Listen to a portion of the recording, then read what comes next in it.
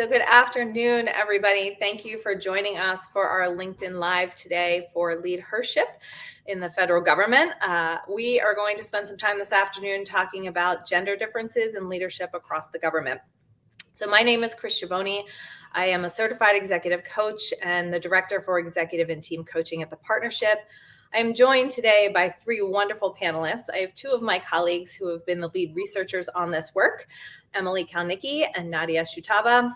We also have the pleasure of being joined today by Kim Walton, who is the Vice President for Executive Women in Government and had served over 2 decades as a government leader, most recently at TSA. So thanks you to the three of you for being here this afternoon.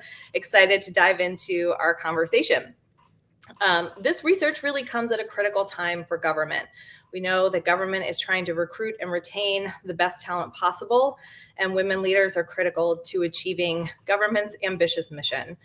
So the partnership has spent the last year diving in using our public service leadership model, looking at our core competencies and our core values to really understand the experience of women leaders in government. So I'd love to start our conversation, Nadzeya, with you. Tell us a little bit about how this work came to be.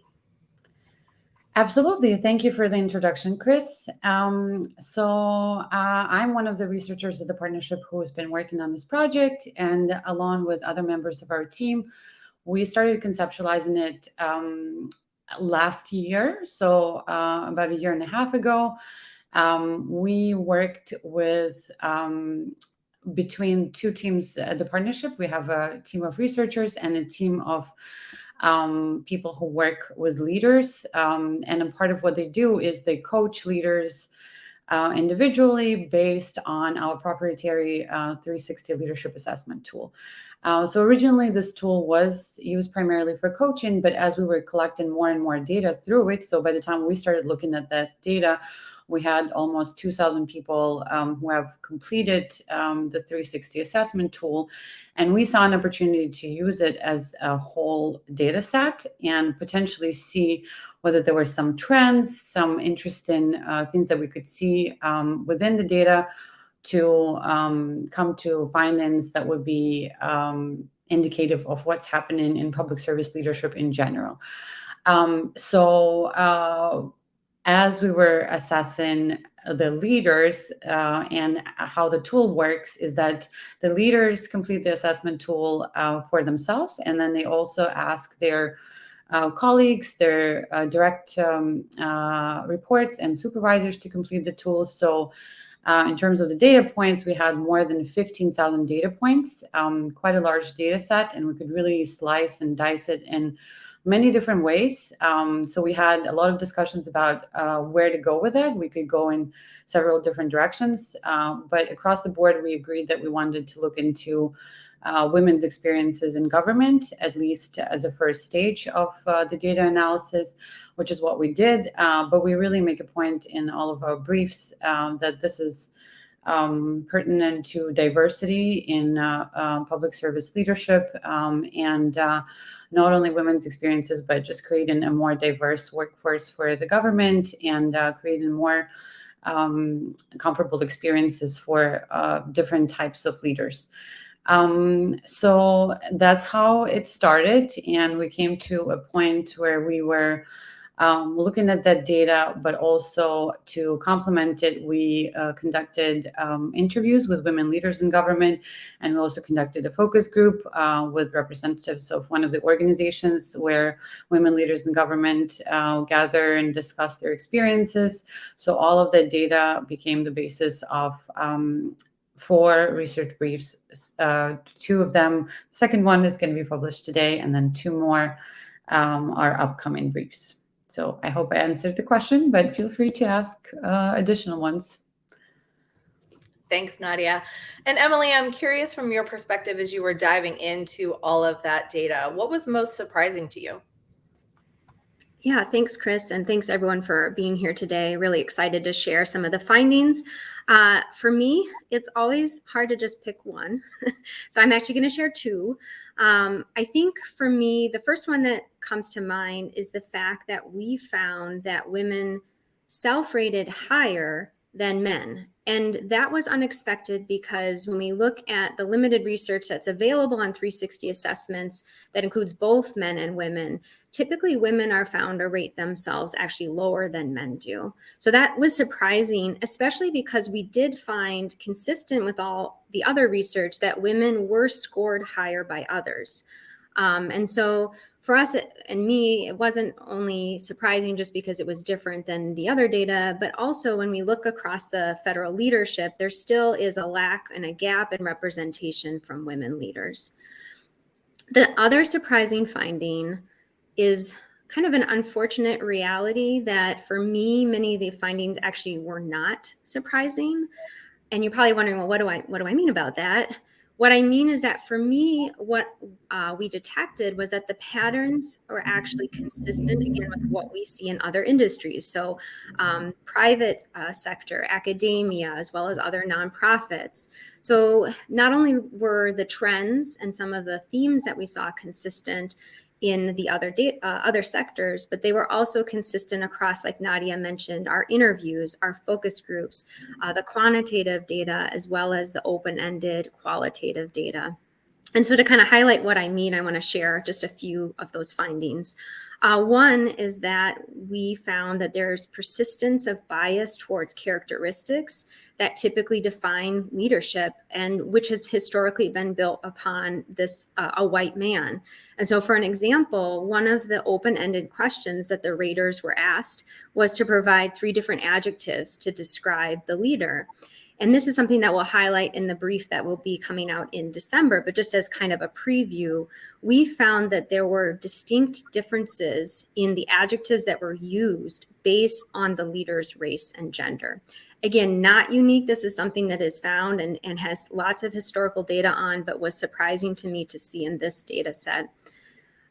We also found that, again, despite underrepresentation in certain government leadership roles, federal employees that come from a more diverse racial or ethnic backgrounds actually scored higher than their white colleagues on all of the key competencies and sub-competencies in the leadership model. And then finally, we found some evidence in this brief that's being released later today that women are more reluctant than men to perceive themselves as confident leaders. And we found this especially in topics related to leading change and embracing risk and uncertainty. So again, while these are not necessarily unique from other sectors, it was surprising for me to see this in our data set. And kind of reiterating some of the points Nadia mentioned, I think all of the findings suggest that federal leaders' gender or racial ethnic backgrounds do affect how they're being perceived by their colleagues and coworkers. And they also suggest that certain stereotypes or barriers not only may affect their own self-confidence, but also potentially are leading to these persistent restrictions or barriers to career advancement across entire demographics of federal leaders, which leads to ongoing racial, ethnic, or gender disparities in the federal workforce.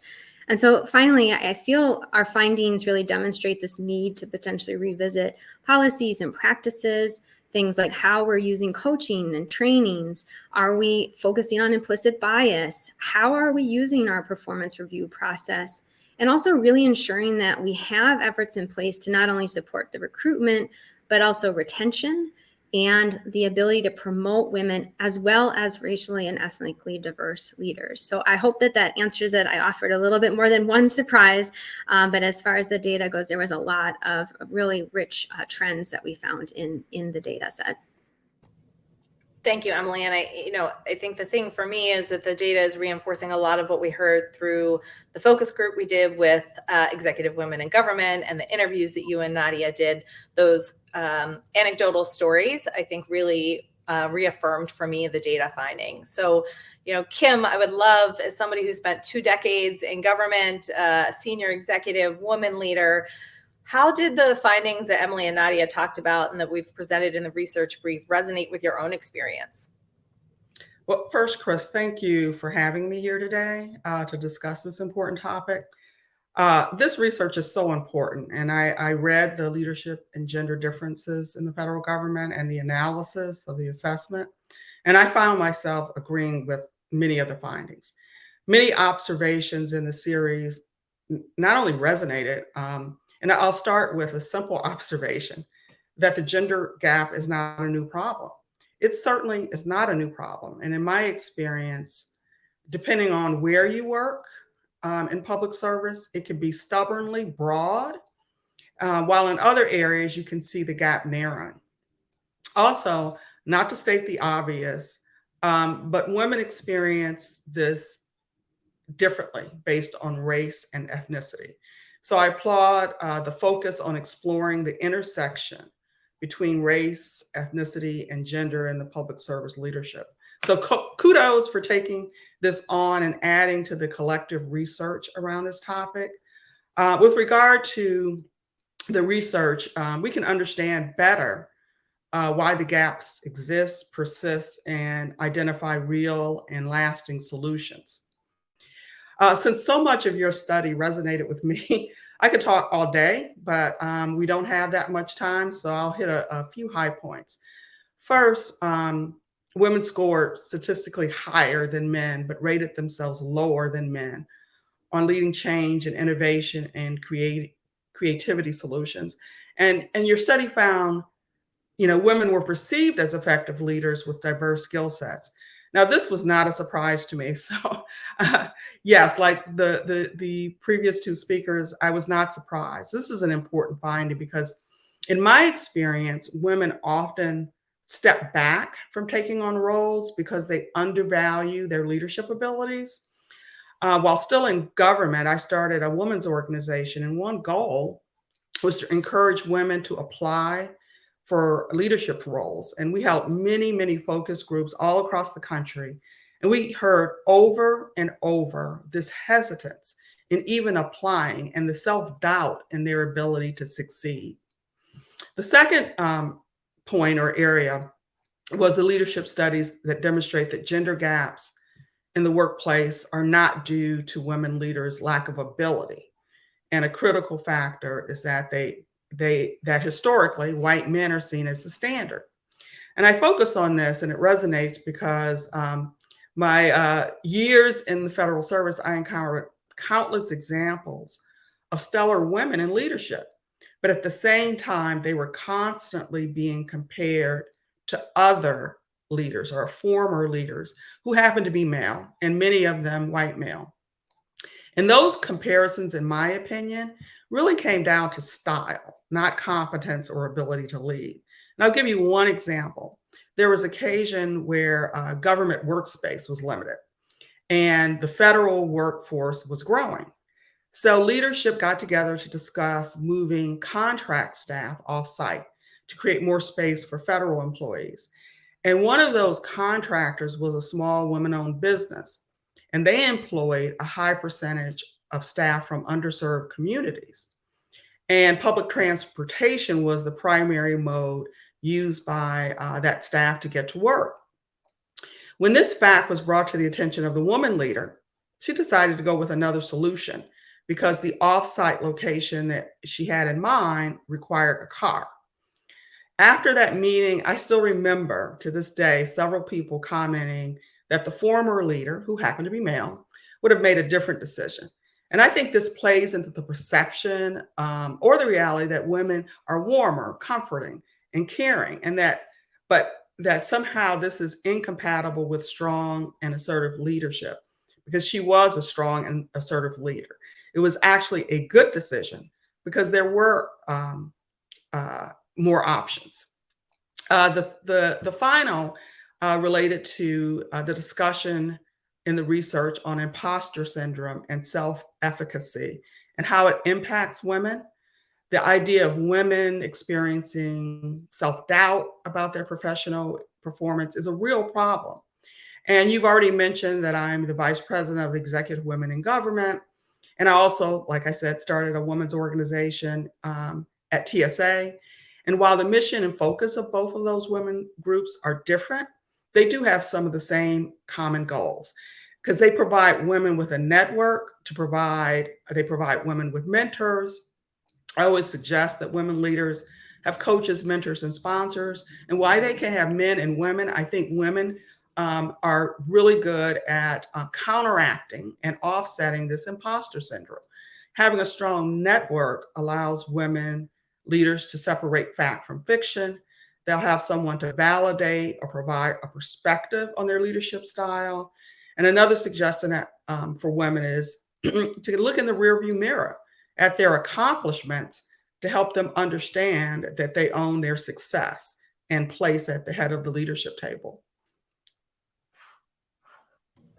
Thanks for that, Kim. And, listening to you talk, particularly in the coaching work that I do, imposter syndrome comes up all the time, right? And there are women who are top of their field, subject matter experts, and this shows up regardless of their competency, right? And how do we help elevate women and keep them at the table and really ensure that we have leadership in government that represents the American people that our government employees serve? So as we start to think about what comes next, Nadia and Emily, I would love for you all to share what is upcoming for the rest of this research series. I'm happy to start on the few briefs that we have in queue, and then I'm happy to turn it over to Emily to just preview what we're thinking for the body of this work into the future.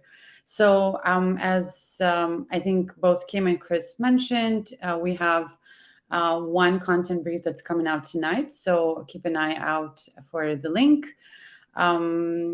It's on leadership self-efficacy and self-doubt. Again, we focus on women leaders in government, but it is pertinent to just creating a broader and more diverse government public service workforce. And some of the findings actually cover both men and women. So it's a piece that's, I think, going to be just relevant to all leaders working in the public service sector. Then after that, we have a brief that's scheduled to come out in December, and that's on intersections of race and gender in public service leadership. Again, lots of our quantitative data went into it, but also complemented by the data from our interviews and the focus group. Again, we make a point that we are talking about women and it's a series on women, but we really need to look deeper and broader to include more diverse workforce into our government work. And then we have one more piece scheduled for January, and that one will include lessons learned and best practices.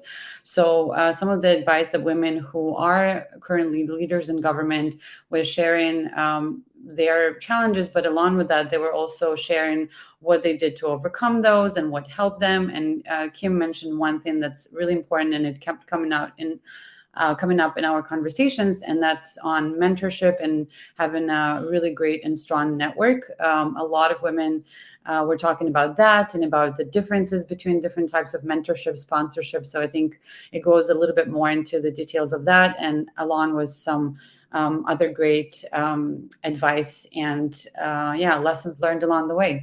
So those are the things that are in queue and are going to be published as our briefs, but we're also thinking through what can be done next and afterwards. And I'm going to have maybe Emily share a little bit about that. Yeah, thanks, Nadia. I can just highlight real briefly. I think Chris and Nadia both emphasized that this was a collaborative effort, not just as us and a team of researchers, but also with our Public Service Leadership Institute. And so there's opportunity here. We're having conversations and discussions around how do we take this data, these analyses, and actually put them to practice in our own programs, in our own coaching, in our own trainings, as well as things that we advocate for government taking on as far as changing policies and practices. So I think more to come on that, more discussion, but really looking forward to and anticipating those conversations as ways we can explore how to put this into practice.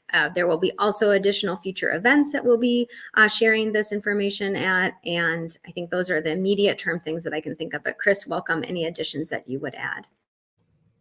I would just say that this is a critical body of work for the partnership. This is the first time we've really had a chance to dive in, not only to our 360 data, but to be able to look at it in this way. We know from past recommendations and things around the senior executive service, right, how critical it is to have women leaders. We know from our public service leadership model that we want, one of our core competencies is self-awareness. We want those empathetic leaders. We want those leaders who can engage their teams. We want them to have that level of emotional intelligence to be able to lead through change in challenging times, and for us to really understand women's experience and how to best support them moving forward. So like Emily said, programmatically, the Public Service Leadership Institute is looking at how to take this research, put it into practice, and continue to support women leaders over the course of the next year and beyond, and really what is the need and what does that look like. So we're excited to be stepping into this space and really supporting women leaders in their leadership journey moving forward. So with that, I want to thank all three of you for joining today. Emily and Nadia, this research has been such a fun collaboration between our teams and important work. And Kim, EWG has just been such a great support of this initiative, participating right from the get-go. And we've loved hearing your stories and your experience today. So for folks viewing online or after the fact, we'd love to continue this conversation, to hear your questions, your comments, your perspectives. So feel free to comment on the LinkedIn post and we will certainly respond, and more to come in the future as we continue to support women public service leaders. Thanks for joining us today.